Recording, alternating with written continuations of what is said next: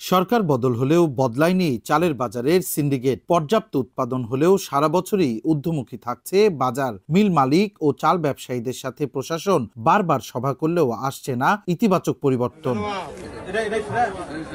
বগুড়ায় সপ্তাহের ব্যবধানে বেড়েছে সব ধরনের চালের দাম। ৭৫ টাকা কেজি কাটারি চাল ৮০, ৬০ টাকা কেজির আটা ৬৬ আর নাজিরশাল চালের দাম ঠেকেছে ৯০ টাকায়। গত মাসের তুলনায় দামের পার্থক্য কেজিতে বেড়েছে ৫ থেকে ১০ টাকা। এমন পরিস্থিতিতে নাভিশ্বাস ক্রেতার। ২-৩টা দোকান ঘুরে দেখলাম একটু বাজারের চাউলের দাম গত সপ্তাহের চেয়ে এই সপ্তাহে একটু বেশি, কেজি প্রতি ৪ টাকা ৫ টাকা বেশি।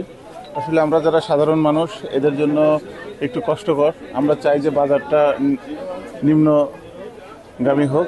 ক্রয় ক্ষমতার বাইরে চলে গেছে। বস্তা নিতাম ১৯৫০ টাকা, সেটা ২১৫০ টাকা ২৫ কেজি। টাউনের মানুষ উপরের দিকটা তো ভালো রাখতে হবে, ভিতরে চলার মতো ক্ষমতা আমাদের নাই। মানুষের কাছে বলতেও পারছি না, চাইতেও পারছি না। সাধারণ মানুষ তো সবাই খুব কষ্টে আছে।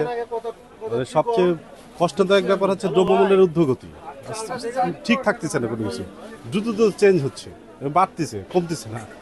আজকে দেখলাম যে সবকিছুর দাম বেশি। এটা আমাদের জন্য সত্যি খুব দুঃখজনক এবং কষ্টে। এটা সরকারের খুব দ্রুত পদক্ষেপ নেওয়া উচিত। বিক্রেতারা বলছেন, কৃষক পর্যায়ে ধানের মূল্য বৃদ্ধি আর সিন্ডিকেটের থাবায় চালের বাজারে এই বেসামাল পরিস্থিতি। বিগত মৌসুমে যে ঝড়টা হয়েছে দক্ষিণাঞ্চল এবং উত্তরাঞ্চল বন্যাটা, এই কারণে ধানের দুই সাইড আপনার সংকট দেখা দিয়েছে। আর মূলত এবার গাড়ি তো খুব চড়া দামে ধানটা বিক্রি করতেছে। ভরা মৌসুমে বাজার কমে, কিন্তু এবার দেখতেছি তার উল্টোটা। কিছু কিছু কিন্তু এলসি চাউল, ইন্ডিয়ান চাউল কিছু আসতেছে, ইম্পোর্টেড চাউল আসতেছে, তারপরও বাজার অস্থির থাকছে। ধানের দাম অ্যাকচুয়ালি বেশি। ধানের দাম বেশির কারণে আপনি যারা মজুদ করছে তারা মনে করেন অলরেডি তো বাজার বেড়ে দিবেই। এভাবে বাজারটা এখন আস্তে আস্তে বাজার নিয়ন্ত্রণহীন। এদিকে সরকারি গুদামগুলোতে এক প্রকার থমকে আছে ধান চাল সংগ্রহ কার্যক্রম। চালের দাম আরো বাড়ার আশঙ্কা ব্যবসায়ীদের।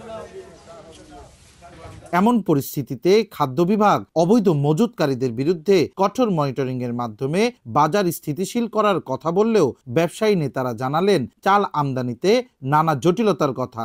আমরা অবৈধ মজুদ এবং অতিরিক্ত মজুদের বিষয়ে আমরা প্রতিনিয়ত বাজারে অভিযান করে থাকি এবং আমাদের যে টিম রয়েছে উপজেলা পর্যায়ে তারা নিয়মিত নিজ নিজ উপজেলায় এ বিষয়ে তদারকি করে থাকেন। আমদানিকারক যারা আছেন তারা বলতেছেন যে চালের কিছু সরকার কিছু সিদ্ধান্ত আছে যেটা আপনার হলো সবাই ইম্পোর্ট করতে পারছে না। আমি মনে করি এই ইম্পোর্টটা যেন সবাই করতে পারে, উন্মুক্ত করতে পারে, এটা একটা আমি মনে করি যে সরকার পদক্ষেপ নেওয়া উচিত। দ্রুত সিন্ডিকেট ভেঙে চালের দাম নিয়ন্ত্রণে আনার দাবি সাধারণ ভোক্তাদের। সঞ্জু রায়, দেশ টিভি, বগুড়া।